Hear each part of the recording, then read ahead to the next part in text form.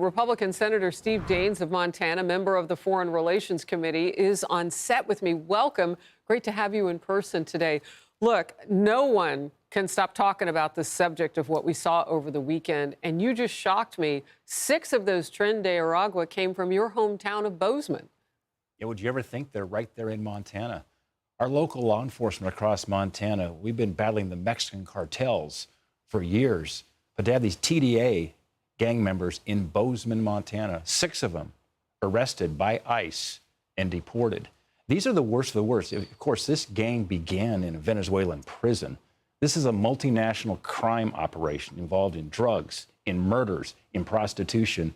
6 of these gang members in Bozeman, Montana. Thank God for President Trump's leadership of getting these guys off the street and deported out of this country. So, Senator, moments ago, you had shared with me that ICE knew about the 6 TDA in Bozeman, Montana, but because of the Biden administration's policies, had not moved on them. Yeah, they were just kind of leaning back.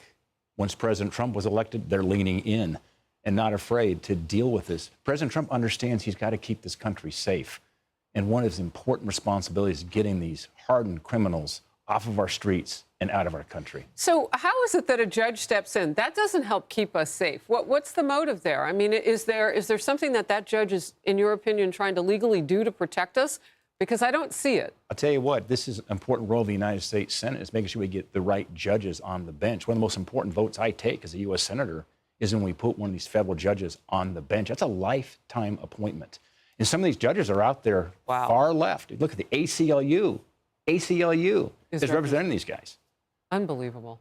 Well, both the United States and the Iran-backed Houthi rebels, terrorists, are promising to ramp up hostilities after President Trump authorized airstrikes over the weekend. And those airstrikes targeted Houthi-held parts of Yemen, and they're aimed to stop the terror group's attacks on ships in the Red Sea, and of course ships and our men and women in the military in those areas as well.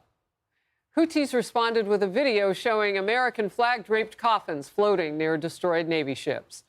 But the U.S. is not holding back. The president posted this: "We will use overwhelming lethal force until we have achieved our objective. To all Houthi terrorists, your time is up, and your attacks must stop starting today. If they don't, hell will rain down upon you like nothing you have seen before. To Iran, support for the Houthi terrorists must end immediately. America will hold you fully accountable, and we won't be nice about it." Defense Secretary Pete Hegseth. An era of peace through strength is back. This campaign is about freedom of navigation and restoring deterrence. The minute the Houthis say, "We'll stop shooting at your ships, we'll stop shooting at your drones," this campaign will end. But until then, it will be unrelenting. So this also a big topic of conversation this weekend. People wondering, well, wait a minute, is this going to stop them? They've been fighting with Saudi Arabia for quite some time, and they're still fighting. All I got to say here is just thank God for President Trump and his moral clarity. America's strength is back. The Houthis, their motto includes death to America, death to Israel. They've been launching missiles at Israel, been launching missiles in the important navigational seaways there of the Strait of Hormuz, the Red Sea. You've got to keep these navigational areas free and open. And the best way to go after terrorism is to kill them. And I'm grateful for President Trump. I'm grateful for his team. Marco Rubio, all-star Secretary of State. Pete Hegseth, taking the woke craziness out of the military. And you've got Mike Walls as National Security Advisor, a Green Beret. These are exactly the kind of leaders we want to have in America, keeping this country safe. You talk about moral authority. That's not a political thing. I mean, protecting America should not be political. Why have we gotten to this point? I mean, why didn't the previous president? And I was talking about this right at the start of the Israel war when Hamas savages invaded that country and killed so many innocent Israelis. They were hitting us as if Iran was saying, look, we can hit too. We can do this. We can do that. I mean, we know that. Well, there's only one way to deal with terrorism. You don't negotiate, you kill them. And that's what President Trump is doing, whether it's Hamas, whether it's Hezbollah, do you think it'll work?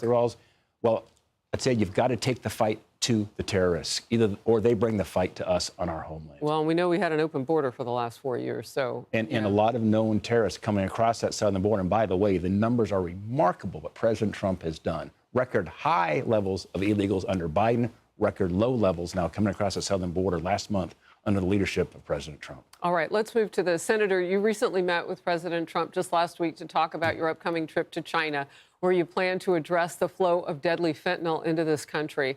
What are next steps, and what did you and the president talk about? Well, we know it's the Mexican cartels that are producing the fentanyl, but those precursors, the raw materials, come from China.